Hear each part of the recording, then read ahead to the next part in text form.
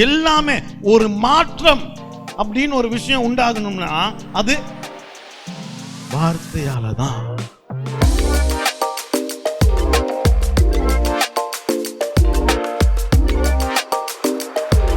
எவ்வளவு இருக்கு பாருங்க நாங்க பற்றி கொள்றது. அதை பற்றி கொண்டோம்னா நம்ம வேற எதையும் தேடி, சரியா? அப்ப அதை நான் கிட்டத்தட்ட முடிய போறேன். அதனால இன்னைக்கு ரொம்ப முக்கியமான இந்த செல்வங்களையே இருக்கிற முக்கியமான செல்வம் எதுன்னு நீங்க விளங்கிக்கணும். இன்னைக்கு என்னோட தான் இருக்கீங்களா? எல்லாரும் கவனிக்கிறீங்களா? என்ன கவனிக்கிறீங்களா? முக்கியமான செல்வம் என்னதுன்னு இன்னைக்கு நீங்க விளங்கிக்கணும். ஆமேன். நான் தேவனை அறிந்து கொண்ட காலத்துல எனக்கு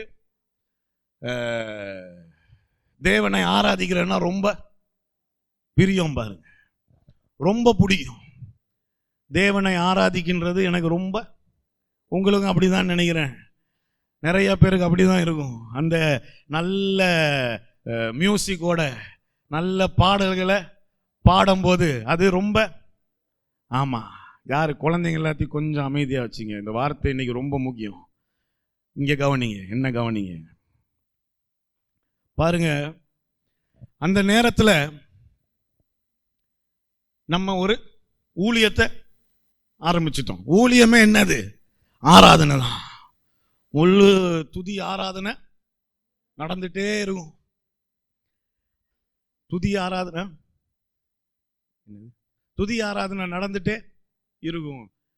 அந்த நேரத்துல அவ்வளவு தேவனுடைய மகிமை அப்படி இருக்கும் பாருங்க. அந்த நேரத்துல அற்புதங்களும் அடையாளங்களும் ரொம்ப சர்வசாதாரணமா. உங்களுக்கு தெரியுமா, இந்த அற்புதங்களை பார்த்துட்டே இருக்கிறது வந்து ஒரு ஒரு எப்படி சொல்ல, ஒரு போதை மாதிரி. ஆக்சுவலா அது அப்படிதான். when you அதை பார்த்துட்டே இருக்க அது ஒரு அப்படி ஆயிரும். அப்ப அதை தேடி இப்ப ஆயிரக்கணக்கான பேர் வருவாங்க. வந்து என்னது பாட்டு பாடுவோம், அப்படி பாட்டு பாடுவோம்னா நல்லா தேவனை ஆராதிப்போம். பயங்கர உள்ளுக்கு வருவாங்க. பேய் பிடிச்சு, சிலருக்கு பேய் பிடிச்சிருக்கும். நீங்க பார்த்துருப்பீங்களான்னு தெரியல, பார்த்துருக்கீங்களா? எங்களுக்கெல்லாம் ரொம்ப வசதி. பேய் பிடிச்சா அதுவா முன்னுக்கு வரும், அதுவா உழுவும், அதுவா சுகமாகும், அதுவா போயிடும். நமக்கு ஒன்றும் ஒரு வேலை இருக்காது. ஒரு இன்னைக்கு வரைக்கும் ஞாபகம், ஒரு அம்மா வந்தாங்க. இந்த விரல் இங்க வரைக்கும் இருந்த விரல் ஒண்ணு திடீர்னு இங்க வரைக்கும் முளைச்சிச்சு. ஆனா நெகம் வரல, அது ஏன்னு எனக்கு தெரியல. ஆனா இங்க இருந்த விரல் முளைச்சிட்டு அற்புதம் நான் சொல்லும் போது பயங்கர அற்புதம். எனக்கே பார்த்துட்டு எனக்கே சில நேரம் நாங்களே பயங்கர விசுவாசத்துல போய் நிற்போம். இதெல்லாம் பார்த்துட்டு அப்பா இப்படி எல்லாம் நடக்குமா? இது நடந்துட்டு இருந்த காலத்துல அங்க யாரு வரா, இது நடக்குதுன்னு தெரிஞ்சு இன்னைக்கு என்னுடைய ஆவிக்குரிய தகப்பன் அது ஒரு கூட்டமா அங்க வராங்க. வர அந்த நேரத்துல தான் எனக்கு அன்னைக்கு தான் வாழ்க்கையில முக்கியமான ஒரு விஷயம் விளங்குச்சு. நல்ல ஆராதனை இருக்கு, மகிமை எல்லாம் பயங்கரமா இருக்கு, அற்புதங்கள் எல்லா பக்கமும் அற்புதமா நடந்துட்டு இருக்கு. ஆனா மனுஷனுடைய இருதயம் மாறுதா? மனுஷனுடைய சுபாவங்கள் எல்லாம் மாறுதா? இல்ல வரான், எதையோ பெற்றுக்கிறான், அனுபவிக்கிறான், அப்புறம் போயிட்டு அப்படியேதான் வரான். அந்த 2 hour உள்ளுக்கு இருக்கும் போது பரலோகத்திலேயே இருக்கிற மாதிரி இருக்கிறான். வெளியில போயிட்டு வீட்டுல அதே பிரச்சனை தான், மனைவியோட புருஷனோட அதே பிரச்சனை தான், வேலைக்கு போற இடத்துல அதே மாற்றம். இங்க அப்பதான் நான் இந்த மாற்றம் எப்படி வருது தேட தொடங்கினேன். மாற்றம் வரணுமே, ஒருத்தனை மாற்றம் உண்டாகணுமே. இன்னைக்கு இங்க எத்தனை பேர் நான் 5 வருஷம் முன்னாடி மாதிரி நான் இன்னும் இப்ப இல்லை அப்படின்னு தைரியமா சொல்ல முடியும்?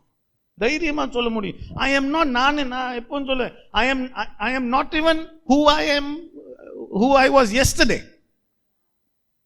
நேத்து இருந்ததை கூட இன்னைக்கு நான் இந்த மாற்றம் ரொம்ப, ஹலோ கேட்டுட்டு இருக்கீங்களா? மாற்றம் ரொம்ப முக்கியம். What is that? Transformation. It's not moral, it's not behavior. It's not behavior modification. அப்படின்னா நான் உட்காந்து வெளியில நல்லா ஒரு தம் அடிச்சுட்டு இருக்கேன்னு வச்சுப்போம். அப்பதான் இதெல்லாம் உங்களுக்கு விளங்கும். திடீர்னு அனிதா வராங்க. அங்க வரும்போது அனிதா வரதை பார்த்துட்டு தூக்கி வீசிட்டு அப்படி ஸ்ப்ரே எல்லாம் அடிச்சுட்டு எதுவுமே நடக்காத மாதிரி நின்றுட்டு இருக்கேன் பாருங்க. அது பேர் தான் என்னது? பிஹேவியர். நம்ம பிஹேவியரை மாடிஃபை பண்ணிக்கிறோம் மற்றவங்களை திருப்திப்படுத்துறதுக்காக. இவங்க முன்னாடி ஒரு இது பாருங்க, இவங்க முன்னாடி ஒரு மாதிரி வாழணும், இவங்க முன்னாடி ஒரு மாதிரி வாழணும், அவர் முன்னாடி ஒரு மாதிரி வாழணும், இவங்க முன்னாடி ஒரு மாதிரி வாழணும். கடைசியில யாரு முன்னாடி என்ன பண்ணணும்னு தெரியாம குழம்பி போய் இப்படிதான் வாழ்ந்துட்டு இருக்கோம் பாருங்க. விலங்குதான் நான் பேசிட்டு இருக்கிறது. இப்படிதான் வாழ்ந்து மாற்றம்ன்றது அது இல்லை. உங்க பிஹேவியரை நீங்க மாடிஃபை பண்ணி, நான் இந்த பசங்கள்லாம் சொல்லுவேன், நீ எதை பண்ணாலும் ஏன் முன்னாடி, எதனாலும் ஏன் முன்னாடியே பண்ணு. எனக்கு ஒளிஞ்சு ஏதாவது பண்ண தொடங்கிட்டீங்கன்னா அப்பதான் உனக்கு பிரச்சனையே. ஆனா இந்த மாதிரி கூட்டங்களுக்கு போயிட்டு வெறும் பிரசனத்தையும் ஒரு 2 பாட்டையும் ஆராதிச்சுட்டு அற்புதங்கள் எல்லாம் பார்த்துட்டு வர்றது அப்ப நல்லா இருக்கு. ஏதோ தேவன் எனக்கும் செய்வாரு போலன்னு தோணுது. But transformation, not behaviour. உண்மையான அந்த மனம் மாறுதல். நாட் மனம் மாறுதல்னா இட்ஸ் நாட் ஈவன் ரிப்பென்ட். அது எப்படி சொல்ல?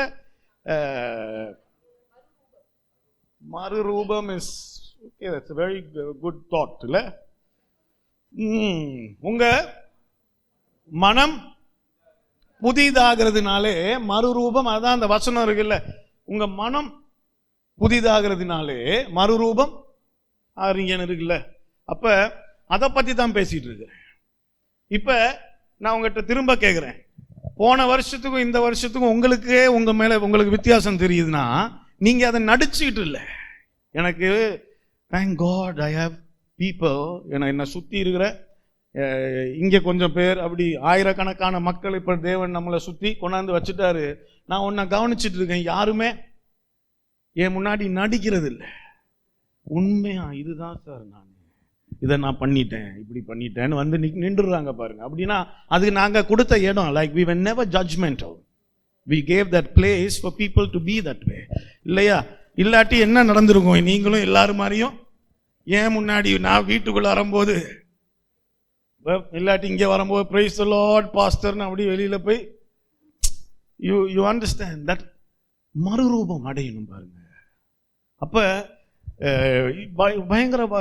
பயங்கரமா ஊழியம் போயிட்டு இருக்கு, என்னுடைய வாழ்க்கையில எல்லாம் நடந்துட்டு இருக்கு. அன்னைக்கு தான் அப்பதான் அந்த காலத்துல தான் நேரத்துல கண்டுபிடிச்சேன், ஒருத்தன் மறுரூபம் அடையணும்னா அது வார்த்தையால மட்டும்தான் முடியும். தேவனுடைய வார்த்தையால மட்டும்தான் முடியும். You want to be a disciplined person, நல்ல ஒழுக்கங்கள் நிறைந்த ஒரு நாளை இல்லையா? சிலர் பார்த்தீங்கன்னா ரொம்ப டிசிப்ளின். காலைல இது பண்ணணும், இந்த நேரத்தில் இப்படி பண்ணணும், ஆஃபீஸ் போவாங்க, வருவாங்க, இது பண்ணுவாங்க, அது பண்ணாங்க. எதுலையுமே they are very well disciplined. The word, தேவனுடைய வார்த்தை உங்களை அப்படி மாற்ற முடியும். சிலர் பார்த்துறீங்களா, நல்ல பலத்தோட தைரியத்தோட இருப்பாங்க. தேவனுடைய வார்த்தை அதை உங்களை பண்ண எல்லாமே ஒரு மாற்றம் அப்படின்னு ஒரு விஷயம் உண்டாகணும்னா அது வார்த்தையால தான். விளங்குதா நான் சொல்றது? ஏன்னு பாத்தீங்கன்னா ஆதியிலே வார்த்தை, ஆதியிலே அப்படின்னா தொடக்கத்திலேயே வார்த்தை. அந்த வார்த்தை தேவனிடத்தில், அந்த வார்த்தை தேவனாய், அப்படின்னா வார்த்தை, அந்த வார்த்தை மாம்சமாச்சான். saying the word, how too much to comprehend. எப்படி அது பெரிய ஒரு விஷயம் இல்லையா? கொஞ்சம் வார்த்தை மாம்சமாகி உலகத்துக்கு வந்துச்சான். ஆமென். வார்த்தை மாம்சமாகி, word became flesh. How do you grasp that?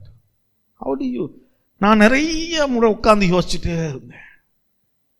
வார்த்தை மாம்சமாகி இந்த உலகத்துக்கு வந்தது. ஆமென். அப்ப ஒவ்வொரு முறையும் நீங்க இங்க வந்து உட்கார்ந்து இருந்தீங்கன்னா, இங்க உட்கார்ந்து இருக்கும் போது யாரை சந்திக்கிறீங்க? தேவனை.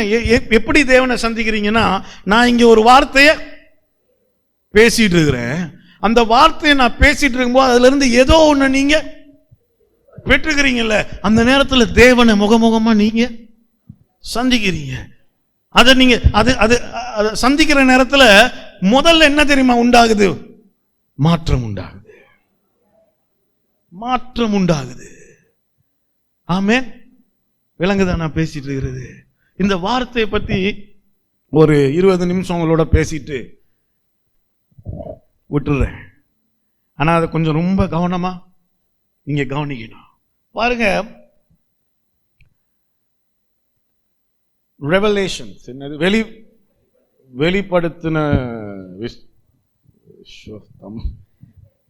என்னது? வெளிப்படுத்தின விசேஷம் 19:13 என்ன எழுதிருக்கு? அதை பார்த்துட்டு தொடங்குவோமா? இரத்தத்தில் தோய்க்கப்பட்ட வஸ்திரத்தை தரித்திருந்தார். யாரு? இயேசுவை பத்தி எழுதி சொல்றாங்க இங்க. சரியா? இரத்தத்தை தோய்க்கப்பட்ட வஸ்திரத்தை தரித்திருந்தார். அவருடைய நாமம் தேவனுடைய வார்த்தை என்பதே. அவருடைய நாமமே என்னவா? தேவனுடைய வார்த்தை என்பதே. அவர் யார்? இப்ப அவர் வராரு. நிறைய அவருடைய நாமங்களை நான் சொல்லி கொடுத்துருங்க. ஆனா இதுதான் ரொம்ப முக்கியமானது. இப்ப ஹாய், ஹவ் ஆர் யூ அப்படின்னு கை கொடுக்கும்போது அவர் என்ன? Hi, I am the word of God. You understand? அதுதான் பேரு எழுதி இருக்கு. அவருடைய நாமம், அவருக்கு ஒரு பேர் இருக்கான். அந்த இரத்தத்தால் தோய்க்கப்பட்ட வஸ்திரத்தை தரித்திருந்தார் இயேசு. அவருக்கு ஒரு பேர் இருக்கான். அவர் பேர் என்னது? I am the word of God. Wow. I am the word of God. அதான் அவருடைய பேரு. என்ன ஒரு அருமையான விஷயம் பாருங்க. இங்க இந்த வார்த்தை ஏன் அவசியம் அப்படின்னு நான் கேட்டேன்னா, ஒரே ஒரு எதுக்கு அவசியம் இந்த வார்த்தை? ஒரு விஷயம் அப்படி டப்புன்னு சொல்லுங்க. வார்த்தை எதுக்கு அவசியம்? Linda, why do we need the word? For freedom. சத்தியத்தை நீங்கள் அறிவீர்கள், சத்தியம் உங்களை. வேற என்னது? வார்த்தை எதுக்கு நமக்கு? வார்த்தை தான் நமக்கு தீபமா இருக்கு. Correct. Why do we need the word? Why do we need the word? முதலாவது இன்னைக்கு இதை நல்லா விளங்குறீங்களா? Why do we need the word? இந்த வார்த்தை இல்லாம உங்களுடைய தேவனை நீங்க விளங்கிக்கவே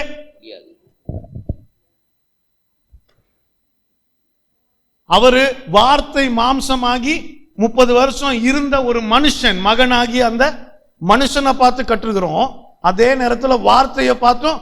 ரெண்டுலையும் என்னத்தை தான் கற்றுக்கிறோம்? இதுதான் தேவன், இதுதான் தேவன். வேற எப்படி நீங்க கற்றுக்க முடியும் சொல்லுங்க? How? Because ஏன்னா எல்லாம் அவன் பாட்டுக்கு ஏதோ கற்பனை புரிதல் போயிட்டாங்கன்னா, then everyone will have a different version of God.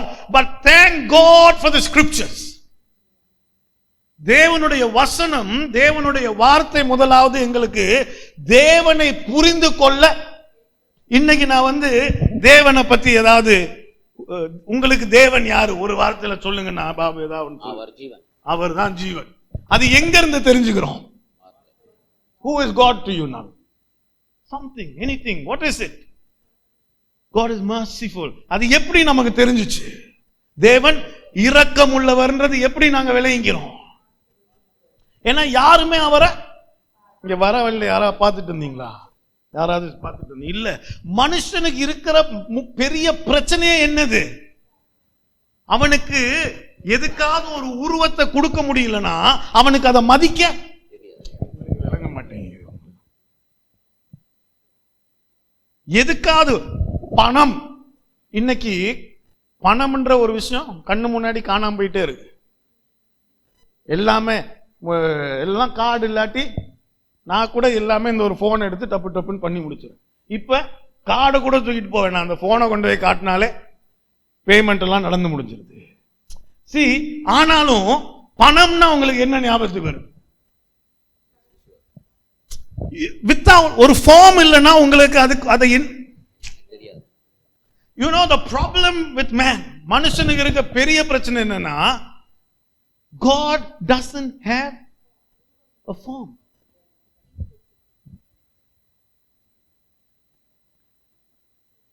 தேவன் ஆவியா இருக்கிறார். God is spirit. Those who worship him must spirit worship him in தேவன் ஆவியாக இருக்கிறாரு. அவரை தொழுது கொள்றவன் ஆவியோடும் உண்மையோடும் வசனத்தில் இருக்குல்ல. அதே மாதிரி தீமோத்தி என்ற புத்தகத்தில் எழுதியிருக்கு, he is an invisible, அவர் காணக்கூடாத தேவன். அவர் you can't see him. இதுதான் நம்மளுடைய பிரச்சனை. அதனால அவர் காணக்கூடாம இருக்கலாம், ஆனா என்னவா இருக்கிறார்? அவரு வார்த்தையா இருக்கிறாரு. இப்ப வார்த்தைய, ஆனா இதுதான் தேவன் நம்ம என்னைக்கு விளங்கிக்கிறோமோ அன்னைக்கு இந்த வார்த்தையுடைய மகிமையை நாங்க பார்க்க தொடங்கிறோம். விளங்குதான் நான் சொல்றது? வார்த்தை மண்டை இன்னொரு பக்கம் போயிட்டு இருக்கு, வேண்டான்னு இழுத்து பிடிச்சிட்டு இருக்கு. There's so much in my, நிறைய உள்ளுக்கு இருக்கு. ஆமா, நாளைக்கும் பேசணும், நாளாண்டைக்கும் பேசணும், அது பேசிட்டே இருக்கலாம். There is so much, but I want to stick to ஏதாவது ஒரு பாயிண்ட் ஒழுங்கா. If I stick to, then you'll understand one thing. You see, ஏசாயா என்னது 55, ஏசாயா 55ல 8வது வசனத்தை எடுங்க. அது இன்னைக்கு வேண்டாம், that will become very deep. ஏசாயா 55ல 8வது வசனம் என்ன எழுதி இருக்கு பாருங்க. என் நினைவுகள் உன் நினைவுகள் அல்ல. கொஞ்சம் கவனிங்க.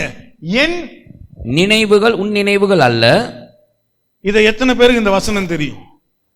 அதுதான் பிரச்சனை. இத கேட்டு கேட்டு கேட்டு நம்ம இதை எப்ப தெரியுமா கேட்போம்? பாபு இந்த வசனத்தை எப்ப சொல்லுவாங்க? சும்மா சொல்லுங்க. நீங்க ஏதாவது பிரச்சனை வந்து ஏதாவது ஒரு பிரச்சனை வந்துருச்சு. அப்ப பாத்தீங்க, அதுதான் கேட்டேன் இந்த வசனத்தை.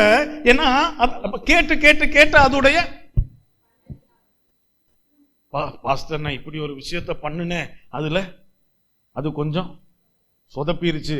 என்னைக்காவது நான் உங்ககிட்ட வந்து சொல்லியிருக்கேன், நான் உன் நினைவுகள் அவர் நினைவுகள் சொல்லியிருக்கேன். நான் என்னைக்காவது திட்டிருப்பேன் நல்லா, நீ ஏன் இப்படி எல்லாம் பண்ண, கொஞ்சம் யோசிச்சிருக்கலாம், கொஞ்சம் நிதானமா செஞ்சு, அப்படியெல்லாம் சொல்லுவேன். என்னைக்காவது சொல்லியிருக்கேன் உன் நினைவுகள். ஏன்னா அதுக்கும் இதுக்கும் சம்பந்தமே. இதை நீங்க விளையுங்க. He is God.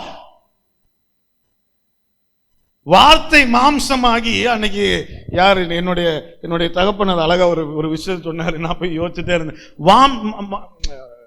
வார்த்தை மாம்சமாகி உலகத்துக்கு வந்தது. இந்த லோகோஸ் ரேமா 2 வார்த்தை இருக்கு. Logos is the full expression of the word. இந்த ஸ்கிரிப்சர் முழு பைபிள் இருக்குல்ல, அது என்ன வார்த்தைனா ஆக்சுவலா எங்க இருந்துன்னா அந்த வார்த்தையில இருந்தா லாஜிக் அப்படின்ற. லாஜிக்னா என்னது? கருத்து. லாஜிக் கருத்துன்னு சொல்லலாம். God's logic. The word of God is God's logic. கொஞ்சம் யோசிச்சு பாருங்க. இயேசு உலகத்துக்கு வந்துட்டார், அங்க ஒரு அம்மா செத்து கிடக்குறாங்க. உங்க லாஜிக்கும் என் லாஜிக்கும் என்னது? கொண்டு போய் அவங்கள அடக்கம் பண்ணலனா கரெக்ட். நம்மளுடைய லாஜிக் அதுதான். அவருடைய லாஜிக் என்னது? அவர் வராரு, வந்து அம்மா ஏன் தெரியுமா அப்படின்ட்டு போயிடுறாரு. You see, அவர் வந்து ரொம்ப யோசிக்கலாம். அங்க வந்து ஐயோ இறந்துட்டாளே என்ன பண்ணலாம், அதெல்லாம் ஒன்றும் இல்லையா. அந்த ஒரு செஞ்சுரியன் 100க்கு அதிபதியை பத்தி ஒரு வந்து என்ன சொல்றான், என்னுடைய வேலைக்காரிக்கு வேலை சுகம் இல்லைன்னு அடுத்த வார்த்தை அவர்கிட்ட இருந்து வர்றது பா போய் நம்ம சுகப்படுத்துவோம். Come let's go heal him. உங்க லாஜிக் என் லாஜிக் எப்படி? நம்ம சிந்திக்கிற சிந்தனையுடைய சிந்தனைன்னு கூட சொல்லலாம் இல்லையா? நம்ம எப்படி சிந்திப்போம்? அதனாலதான் இந்த தேவனை நானும் நீங்களும் எப்படி விளங்குகிறது? இப்படிப்பட்ட ஒரு எப்படி how do you make sense of this God? கையில கோடாலி கத்தி எல்லாம் ஒண்ணும், நெருப்பு, அந்த என்னது லைட்னிங், சன், மூன் என்ன ஒண்ணும் இல்ல. இன்ஃபேக்ட் துணி கூட இல்ல, கடைசியில தொங்கிட்டு இருக்கிறாரு. அங்க இருக்கிறவன் கிண்டல் அடிக்கிறான், இறங்கி வந்து உன்னை நீ காப்பாத்திக்கிறேன். அவர் அது கூட முடியாம அங்க. How do you make logic? உங்களுடைய லாஜிக்ல அது கடவுளா இருக்க?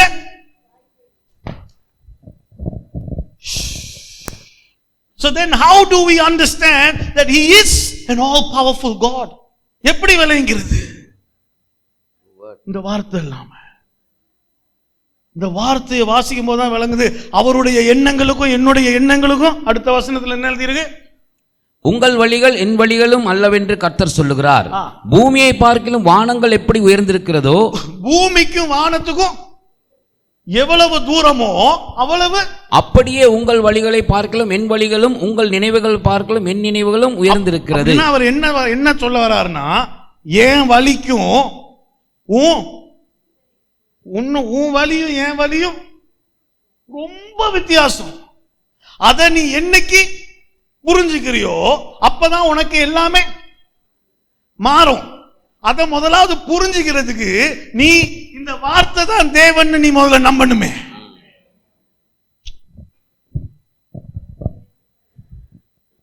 ஏன்னா அதுவே உன்னுடைய லாஜிக்ல வார்த்தை எப்படி தேவனா என்னது எப்படி, அதே உன்னுடைய அந்த லாஜிக்கே நமக்கு.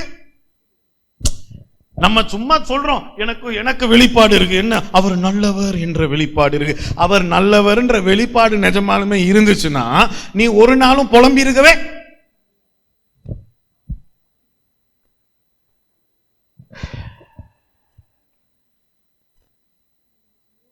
ஹலோ, நான் அழுது நீங்க நல்லவர்னு நான் ஜெபிச்சிட்டு doesn't make.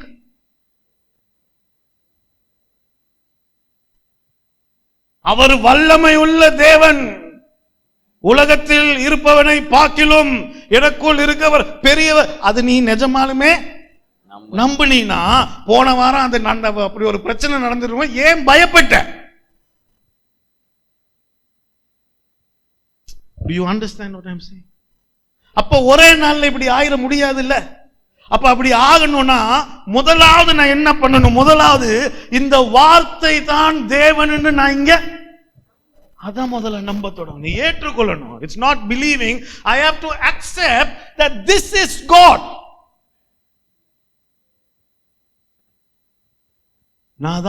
நான் என் பேரு தேவனுடைய வார்த்தை.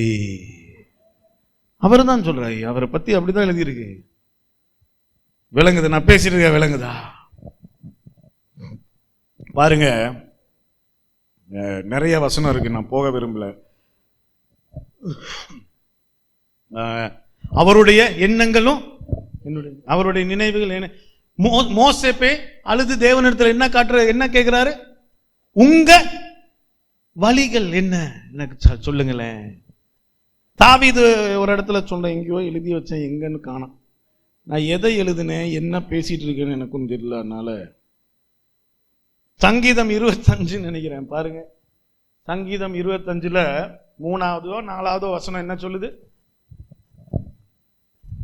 சீக்கிரமா. உம்மை நோக்கி காத்திருக்கிற ஒவ்வொருவரும் வெட்கப்பட்டு போகாதபடி செய்யும், முகாந்திரம் இல்லாமல் துரோகம்.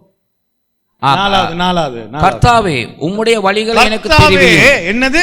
கர்த்தாவே உம்முடைய வழிகளை எனக்கு தெரிவியும், உம்முடைய பாதைகளை எனக்கு போதித்தருளும். அப்ப நான் நடக்கிறதெல்லாம் அதெல்லாம் ஏன் வழி? யாரா ஒரு ஆமென் சொல்ல மாட்டேன்றீங்களே. நான் வந்து பயங்கரம் நினைச்சு அதெல்லாம் பண்ணிட்டு இருக்கேன்ல, அதெல்லாம் நான் என் வழியிலேயே நடந்துட்டு அவருடைய வழிகளை என்னன்னு கூட விளங்கிக்காம அப்புறம் எப்படி என்னோட தான் இருக்கீங்களா? அதுக்கு தானே கிருபை இருக்கு பாஸ்டர். நல்ல வேலைக்கு கொஞ்சம் கிருபை இருக்கு, இல்லாட்டி நம்ம கொஞ்சம் யோசிச்சு பாருங்க. ஆனா நான் இதை ஏன் சொல்றேன்னா, நீங்க வார்த்தையுடைய அந்த வார்த்தைனா யாரு, வார்த்தைனா என்னன்ற ஆழத்துல நீங்க விளங்கிடணும். ஒரு இந்த வார்த்தை கட்டாயம்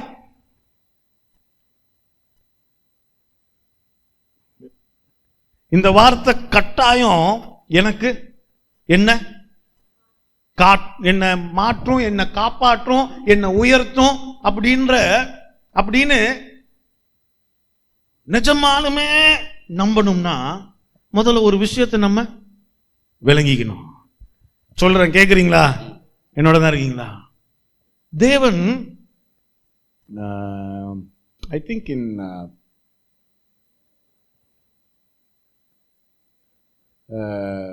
தேவன் சொல்றாரு, நான் பொய் சொல்ல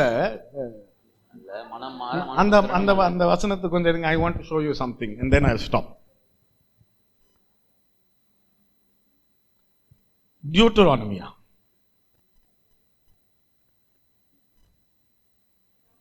நம்பர்ஸ் டியூட்டரானமியில is it in Deuteronomy also? என்ன எழுதி இருக்கு? பொய் சொல்ல தேவன் ஒரு மனிதன் அல்ல. பொய் சொல்ல தேவன் ஒரு மனிதன் அல்ல, மனம் மாற அவர் மனுபுத்திரனும் அல்ல. அத கொஞ்சம் இங்கிலீஷ் போங்கம்மா. டியூட்டரானமில இருக்கு, அதான் ஞாபகம் இருக்கு. இது என்ன எழுதி இருக்கு?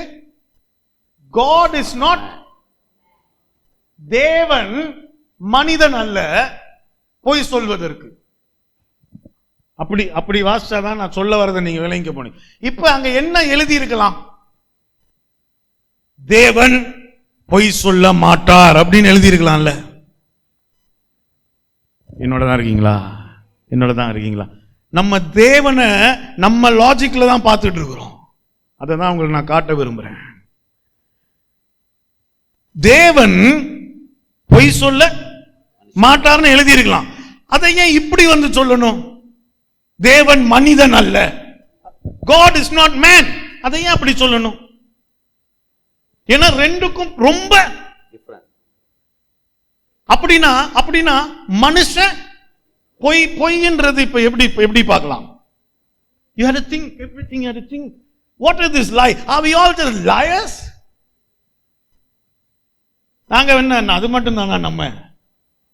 நாங்கெல்லாம் நல்லவர்கள் இல்லையா? Think about it. ஃபெலிஷன் என்ன 5 மணிக்கு பார்க்க வரேன்றாரு, 5 மணிக்கு வரல. அவர் நல்லவர் இல்லாம ஆயிருமா? அவர் 5 மணிக்கு நான் வரேன்னு சொல்லி வரலன்னா அது பார்க்க எப்படி இருக்கு? பொய் மாதிரி இருக்கு. முதலாவது பொய்ன்றது விழுந்த மனிதன், the fallen nature.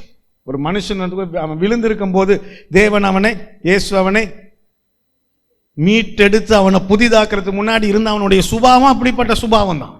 ஆனா அதையும் தாண்டி 5 மணிக்கு வரேன்னு சொல்ற 5 மணிக்கு வரல. ஏன்னா இவர் நேரத்துக்கு தான் கிளம்பி இருக்கிறாரு. வர வழியில எவனோ ஒருத்தன் வந்து வண்டி இடிச்சுட்டான். யோசிச்சு பாருங்க. அப்ப அவர் சொன்னது அவரால் நிறைவேற்ற முடியல. அப்படின்னா என்ன? நீங்க விளைவிக்கணும். மனுஷனுக்கு அவன் என்னதான் வாக்கு கொடுத்தாலும் அவனுடைய சூழ்நிலையை அவனால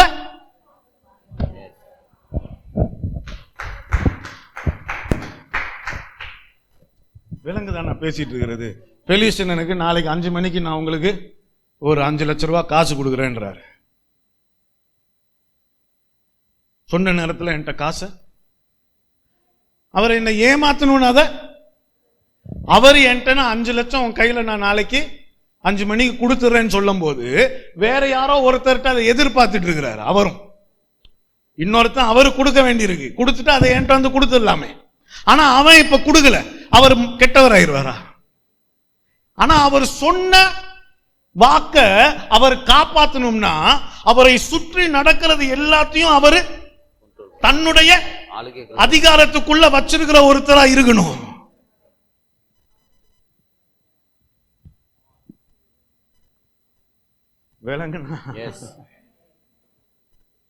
அதுதான் தேவன். அதனாலதான் இங்க எழுதிருக்கு, முதலாவது தேவன் மனிதன் அல்ல.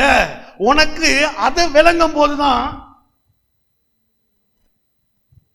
தேவன் மனிதன் அல்ல. அவர் வந்து அடுத்த வசனம் என்ன பாருங்க, God is not man that he should lie, son of man that he should repent. தமிழ்ல எப்படி இருக்கு? அவர் ஒரு மனம் மாறா ஒரு மனுபுத்திரனும் அல்ல, அவர் சொல்லியும் செய்யாதிருப்பாரா?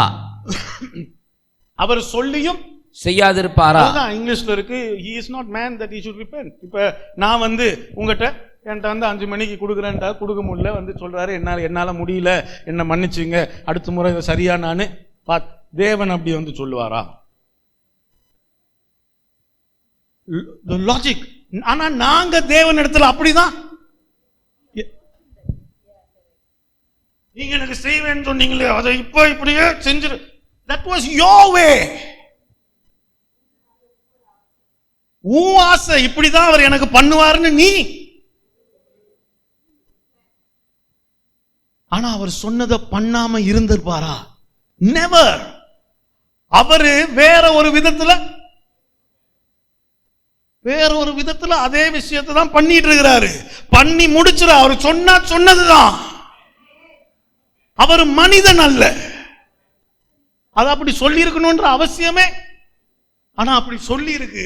ஏன்னா நம்ம எங்களுடைய மனித லாஜிக்ல இருந்து வெளியே வந்து என்னுடைய எண்ணத்துக்கும் அவருடைய எண்ணத்துக்கும் ரொம்ப தூரம். அவருக்குன்னு வழிகள் இருக்கு, அந்த வழிகள் பிரகாரம் தான் அவரு எல்லாத்தையுமே. ஆனா கட்டாயம் செஞ்சு முடிப்பாரு.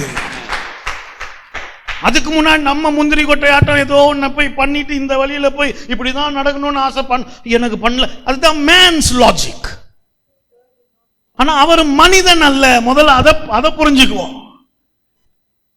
நம்ம அதை சொல்லி சொல்லி அவர் மனிதன் அல்ல, பொய் சொல்வதற்கு அவர் மனிதன் அல்ல, பொய் சொல்வது அப்படின்னா God is not man. விலங்குதான் நான் சொல்லிட்டு இருக்கிறது. முதலாவது அவர் மனிதன் அல்ல. அதுதான்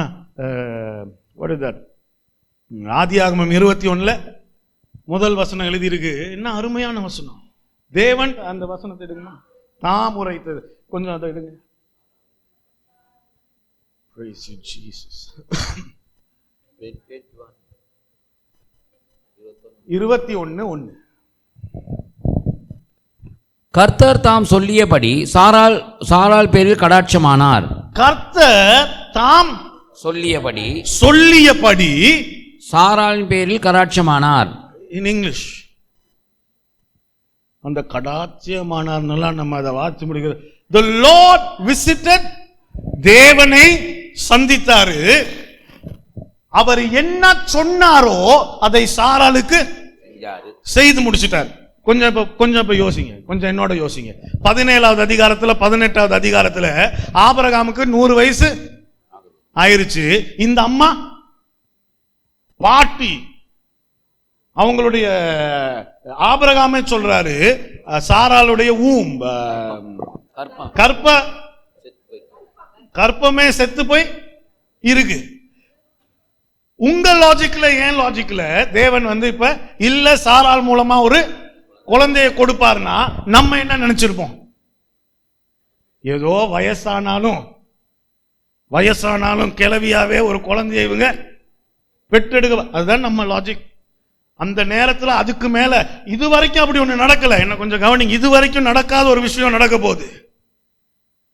குழந்தைய நீ பெற்றெடுப்பன்னு சொன்ன நம்ம லாஜிக்ல, முதல்ல அவங்க லாஜிக்ல போய் இன்னொரு வயசு கம்மியான ஒரு வேலைக்காரியை கூட்டிட்டு வந்து இது மூலமா ஒரு குழந்தைய பெற்றுப்போம். முதல் லாஜிக்.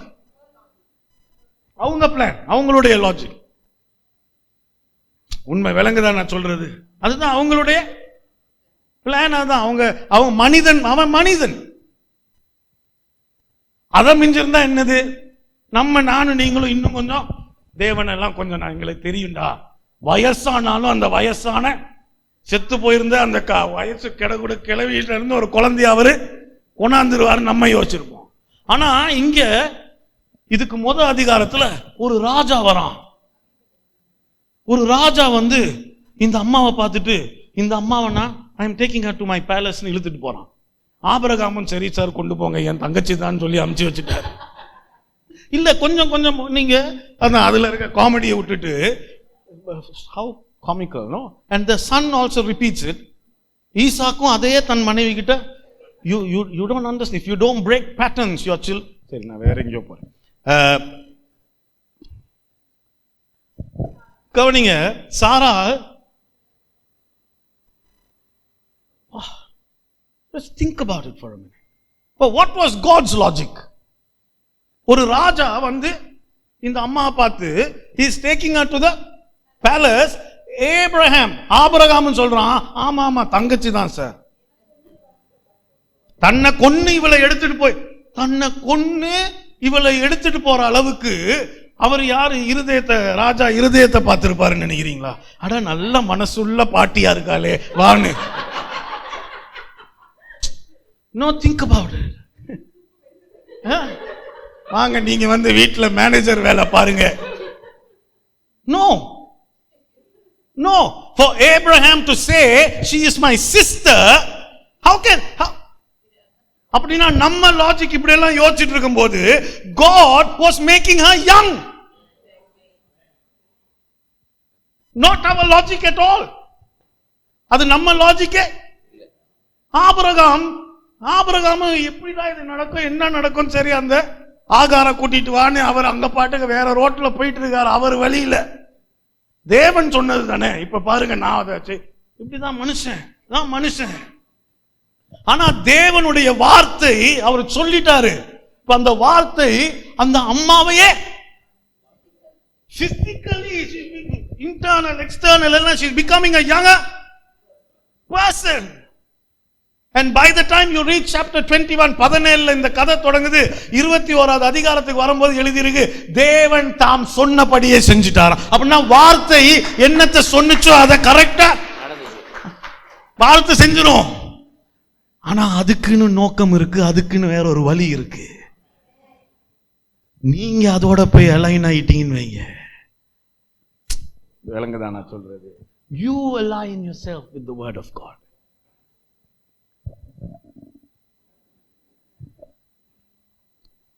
நான் சொல்றது எத்தனை பேருக்கு விளங்குது? You need to, நீங்க you have to, முதல்ல you have to accept, believe. னா வார்த்தை உங்களை நம்ப வைக்கும். வார்த்தை தான் நம்பிக்கையையும் விசுவாசத்தையும் கொண்டு வருது. ஆனா இந்த வார்த்தை, என்னுடைய நாமம் தேவனுடைய வார்த்தை, இந்த வார்த்தை தான் தேவன்றத உங்களுக்கு ஏற்றுக்கொள்ள முடிஞ்சிச்சுன்னா,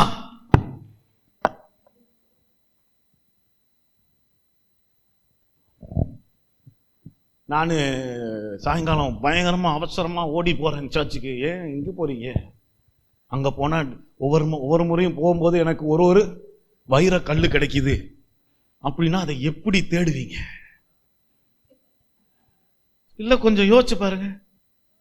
ஏன்னா வைரம் அப்படின்றது உலகம் ஒரு வைரோன்ற ஒரு கல்லு வந்து வேதத்திலேயே, சரி அது இன்னொரு கதை, அதை விட்டுருவோம். The precious stones in the Bible are very different. உலகத்துல ஒருத்தன் ஒரு கல்லை கண்டுபிடிச்சு அதுக்கு ஒரு மதிப்ப, அதுக்கு ஒரு ஃபார்ம் இருக்குல்ல, அது என்னது, அதுக்கு ஒரு உருவம் இருக்கனால நமக்கு அது விளங்குது, அது அழகு தெரியுது, அதோடைய மதிப்பு தெரியுது. அதை ஓடி எப்படியாவது வாழ்க்கையில ஒன்னாவது வாங்கிடணும்டா, விளங்குது நான் சொல்றது? வேற யாரும் வந்து see the church is not a marketing இல்ல நாங்க வந்து வார்த்தை வார்த்தை வார்த்தைன்னு உங்ககிட்ட, அதுக்கு we can't be branding it for you to find value. என்னோட தான் இருக்கீங்களா? நீங்க விளங்கிக்கணும், இந்த வார்த்தை யாரு, இந்த வார்த்தை யாரு, நீங்க விளங்கிக்கணும். இந்த வார்த்தை தேவனா, இந்த வார்த்தை தான் என் கையில இருக்கா. ஆமே. அப்ப இந்த வார்த்தை என்ன தெரியுமா பண்ணுது? ஒரே ஒரு வசனம், acts chapter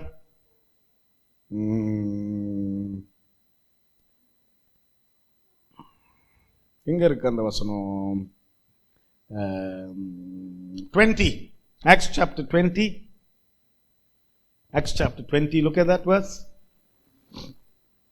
First 32. Keep going. போங்க 30 போங்க 30.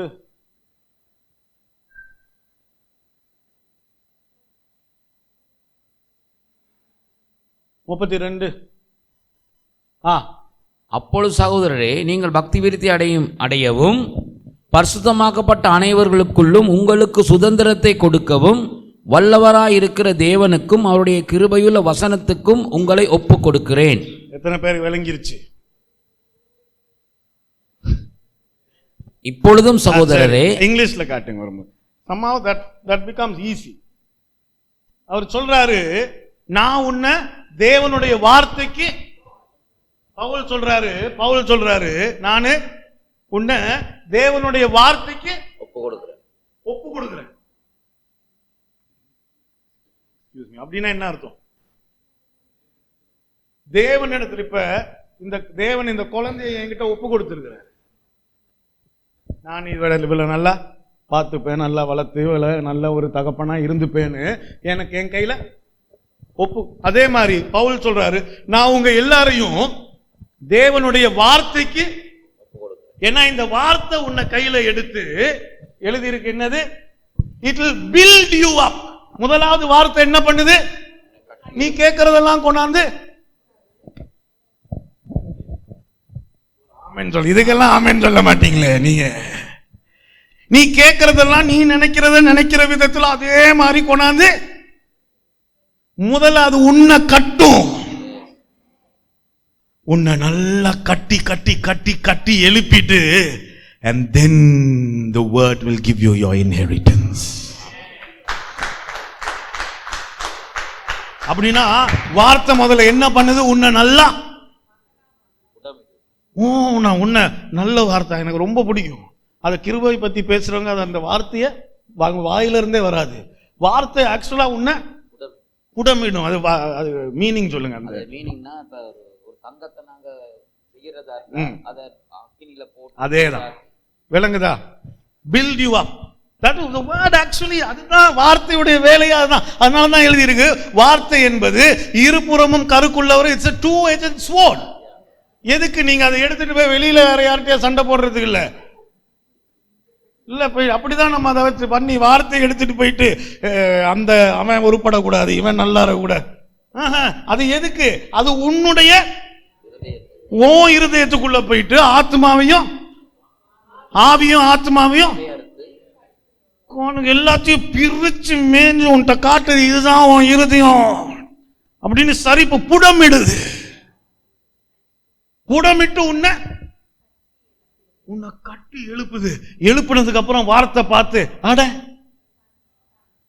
அட தேவனுடைய மகன் வந்து நிக்கிறானே, அவனுக்கு அவனுடைய உரிமையை, இன்ஹெரிட்டன்ஸ கொடுத்துருங்க சார், கொடுத்துருங்க. What a beautiful thing. ஆமென்.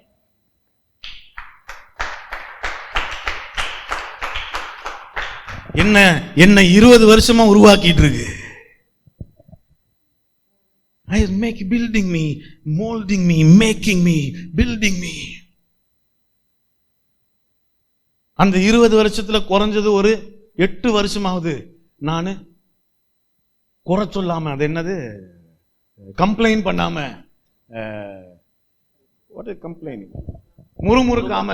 முறுமுறுக்காம குறைஞ்சது கடைசி 8 வருஷமா நான் அதை ஏற்றுக்கொண்டேன். அந்த எண்ணத்தை அப்ப நான் ஏற்றுக்கொண்டேன். நீங்க என்ன புடமிடுறத நான் ஏற்றுக்கொண்டேன். அதுக்கப்புறம் கொஞ்ச நாள் ஆனோன்னு புடமிடப்படுறத என்ஜாய் பண்ண தொடங்கினேன். அட இது இப்படி நடக்குதா, இப்படி நடந்தா கட்டணம், இதுக்காக தான் இது நடந்துட்டு இருக்கு, இப்படி ஆக போகுது, இப்படி. I started enjoying the moulding, the making. அது நேற்று கூட போகும்போது, நேற்று முந்தினது இங்கே நானும் குடும்பம் இங்கே போயிட்டு இருந்தோமா, அப்போ வண்டியில் ஏறி 5 நிமிஷம் ஆகணுன்னு ஆவிதே எட் அப்படின்னு தொடங்கிடுவேன். வந்துட்டோமா. அப்போ கேரன் உடனே forget about the destination, enjoy the journey. I was like, yes, that is life. இந்த புடமிடப்படுறது அதுதான், இந்த புடமிடப்படுறது தான் உங்களுடைய அந்த ஜேர்னி. நீங்க புடமிடப்பட்டு நீங்க அது எவ்வளவுக்கு வேற இல்ல, வார்த்தை புடமிடுதுன்னா தேவன் உன்னை புடமிடு. அதாவது ஒரு தகப்பன் இவன் நல்லா இருக்கணும்னு நினைச்சு இவளை சரி செய்யறது தவறே கிடையாது. தண்டிக்கிறது இல்ல, தண்டிக்க மாட்டாரு. அவர் சொல்லிட்டார், நான் தண்டிக்கல, உன்னை நான் டிசிப்ளின், உன்னை சீஷத்துவப்படுத்துறேன். அதுக்கு நீ சந்தோஷமா உன்னை இன்னும் கொஞ்சம் புடமிடுங்க சார். உட்காந்து முறுமுறுத்து இங்க பேசி அவனை திட்டி இவனை திட்டி வீட்டுல ஒரே குழப்பமாக்கி இதெல்லாம் விட்டுட்டு என்ஜாய் இட். ஏன்னா அதுதான் அர்த்தம், அந்த கட்டி எழுப்பப்படுறதுதான் அர்த்தம், உன்னுடைய இன்ஹெரிட்டன்ஸ் வந்துட்டு இருக்கு. அதை என்ஜாய் பண்ணலன்னா எப்படி? அப்புறம் இன்னைக்கு எங்க வாழ்க்கையில் என்ன நடந்துட்டு இருக்கு, முக்காவாசி விஷயத்தை நான் என்னால சொல்லவே. ஆனா எனக்கு ஒண்ணு விளங்குது, தேவனுடைய சுதந்திரம் என்கிட்ட, சுதந்திரம்னா இன்ஹெரிட்டன்ஸ் வந்துட்டு இருக்கு. அப்படின்னா என்ன? தேவனுடைய என்னுடைய உரிமைகள் என்கிட்ட வந்துட்டு இருக்கு. அது வரத்துக்கு நான் என்ன பண்ண ஒன்றும் இல்லை, இந்த வார்த்தைக்கு முழுமையா ஒப்பு கொடுத்துட்டு நம்மளையே கொடுத்துட்டோம். அந்த வார்த்தை தான் எங்களை கட்டி அரைஞ்சி உதச்சு அப்பப்ப. வார்த்தைனா யாரு? அப்ப தேவன் தான் என் வாழ்க்கையில எல்லாம் செஞ்சுட்டு இருக்காரு. யார் இந்த தேவன்? அதை நீங்க விளங்கிக்கிட்டீங்கன்னா, அதனாலதான் எல்லா பிரச்சனைக்கும் முதல்ல எப்படி எங்க இருந்து சொல்யூஷன் வருது? through the word.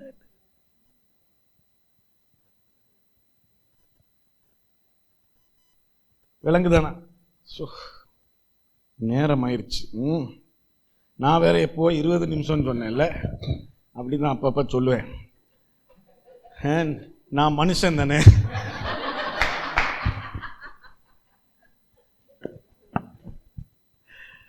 விளங்குதா நான் பேசிட்டு இருக்கிறது உங்களுக்கு? தேவனுடைய நீங்கள் இப்பொழுதும் சகோதரரே, நீங்கள் பக்தி விருத்தி அடையவும் பரிசுத்தமாக்கப்பட்ட அனைவர்களுக்குள்ளும் உங்களுக்கு சுதந்திரத்தை கொடுக்கவும் வல்லவராய் இருக்கிற தேவனுக்கும் அவருடைய கிருபையுள்ள வசனத்துக்கும் உங்களை ஒப்புக் கொடுக்கிறேன். இதுதான் நான் கிருபை உள்ள வசனம். உங்களை கட்டி எழுப்புறது உங்களை கடிந்து கொண்டு இல்ல, கிருபையுள்ள வசனம். அது இந்த தேவன் யாரு அப்படின்னா, தேவன் யாரு? கிருபையுள்ள தேவன். கிருபையுள்ள தேவன் உங்களை நல்ல கிருபையுள்ள மனுஷன் என்ன போட்டு புடமிடுறது நான் ஏன் தடுக்கணும்? உங்களுக்கு why should I stop? Why should I resist the word of வெறும் word இல்ல, it's the word of grace. கிருபையுள்ள ஒருத்தர், you already know that he is full of grace. அப்படின்னா என்ன? ஏற்கனவே கிருபை உள்ளவர்னு விளங்குது. அப்படின்னா அவர் என்ன பண்ண மாட்டாரு? கிருபை இல்லாம உங்ககிட்ட நடந்துக்க மாட்டாருன்னு உனக்கு விளங்குச்சுன்னா அப்புறம் ஏன் அதை நீ தடுக்கணும்? ஆமே. அப்ப வார்த்தை உங்களை கட்டி ஒரு விஷயத்தை சொல்லி கொடுக்குது. நீங்க ஏற்றுக்கொள்ளனா நாளைக்கே உதைக்காது, திரும்ப கிருபையுள்ள வார்த்தை. நீ அதை தெரிஞ்சு அதுல சாஞ்சிக்கிற வரைக்கும் அது கற்றுக் கொடுத்துக்கிட்டே இருக்கும். அது நீ சீக்கிரமா விளங்கி உன்னையே நீ ஒப்பு கொடுத்துட்டீங்கன்னா அடுத்து அடுத்து அடுத்து கட்டுற வேலை. இது ஒரு கட்டிட வேலை ஒண்ணு. நீ எவ்வளவுக்கு ஒண்ணு ஒப்பு கொடுத்துட்டீங்க அவ்வளவுக்கு சீக்கிரமா அதை கட்டி முடிச்சிடலாம்.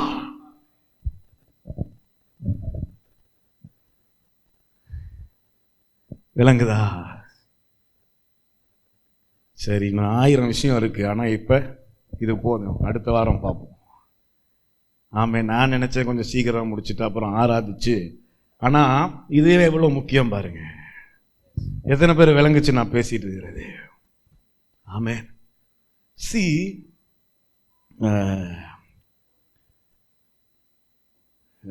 the example that Babu gave, அவர் சொன்ன ஒரு எக்ஸாம்பிள் இருக்குல்ல, தங்கத்தை பத்தி பேசினாரு. தங்கம் சுத்த தங்கமா ஆகணும்னா அதுக்கு ஒரு ஆமா. இப்ப அந்த தங்கம் வந்து வேண்டாம் வேண்டாம் வேண்டாம் அப்படின்னா அது கடைசி வரைக்கும் யாருக்குமே பிரயோஜனம் இல்லாம இருந்துரும். தேவன் உன்னை அழைச்சதே, நீ உப்பா, போன வாரம் பார்த்தோம்ல, நீ உப்பு, இந்த உலகத்துக்கு உப்பா இருக்கணும், வெளிச்சமா இருக்கணும், நீ மறைக்கப்படக்கூடாது, எல்லாருக்கும் தெரியணும். அப்படின்னா முதல்ல அது உன்னை கட்டணும்.